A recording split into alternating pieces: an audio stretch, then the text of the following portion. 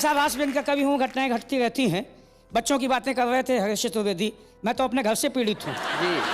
पत्नी से झगड़े के बाद हमने अपने बेटे को अठन्नी टिकाई। पति पत्नी में झगड़ा होता तो बच्चे बढ़ जाते हैं, कभी पापा के साथ कभी मम्मी के साथ, लेकिन मेरा होनहार बेटा हमेशा मेरे साथ। मैंने साफ बात बेटे, जब भी तेरी मम्मी से मेरा झगड़ा होता है मुझे तुझ पे नाज है कि तू हमेशा मेरे पक्ष में खड़ा होता है। वो बोला लो पापा ये अपनी अठन्नी संभालो, किसी तरह का भ्रम मत पालो। अच्छा। मैं तो मानता हूँ सिर्फ अपनी टीचर जी का कहना। उन्होंने मुझे समझाया है कि संकट के समय हमेशा सताए हुए लोगों के साथ रहना।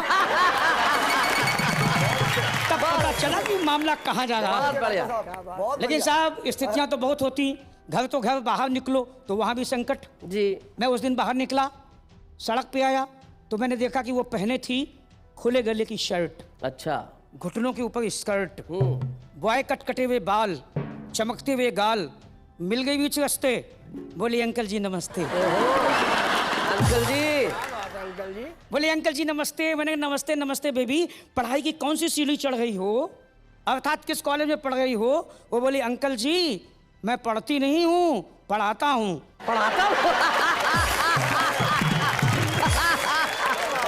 वो बोले अंकल जी मैं पढ़ती नहीं हूँ, पढ़ाता हूँ। लड़कियों के कॉलेज में हूँ ना, इसलिए छेड़खानी से बचने के लिए पोशाक पहन के जाता। अच्छा, बहुत अच्छे, बहुत बढ़िया। मेरे कॉलेज की लड़कियां बड़ी जगजाहिर हैं, छेड़खाने में बड़ी माहिर हैं।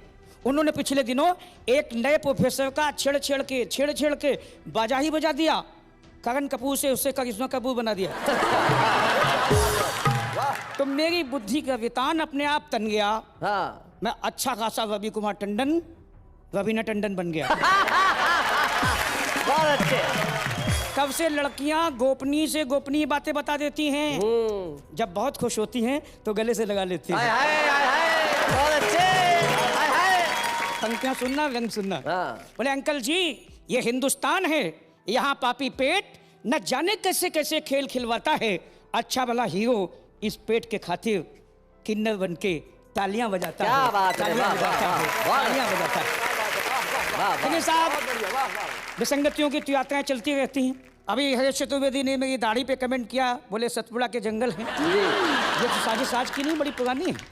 कभी सम्मेलन से लौटते हुए हरीश बोले डॉक्टर साहब अपने चेहरे से एक बार सतपुड़ा के घने जंगल हटाओ और शैलेश लोढ़ा जैसा खूबसूरत चेहरा एक बार जनता को भी दिखा। तो कभी सम्मेलन से लौटते हुए रास्ते में मैंने दाढ़ी बनवाई, घर आके कॉल बेल दबाई, पत्नी का पर्सनालिटी निकल के बाहर आया। मैं बड़ा रोमांटिक होके मुस्कुराया। मैंने कहा बताइए हम आपके हैं कौन। अच्छा। पत्नी मौन। मैंने थोड़ा और रोमांटिक होके कहा बताइए बताइए हम आपके हैं कौन। अचानक उसके चेहरे से चमक हो गई गायब। गुस्से से बोली आपको किससे मिलना है भाई साहब। भाई साहब गुस्से से बोली आप किससे मिलना है भाई साहब। मैंने कहा जाने दीजिए मुझे अंदर तो आने दीजिए। तो और गुस्से से बोली तुझ जैसे लफंगे को अंदर बैठाऊंगी। अवस्थी से मिलना है, सुबह आना, कल तक वो भी आ जाएंगे।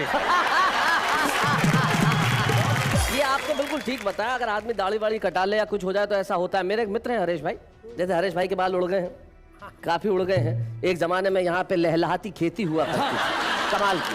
तो इनके घर में दिवाली की सफाई चल रही थी।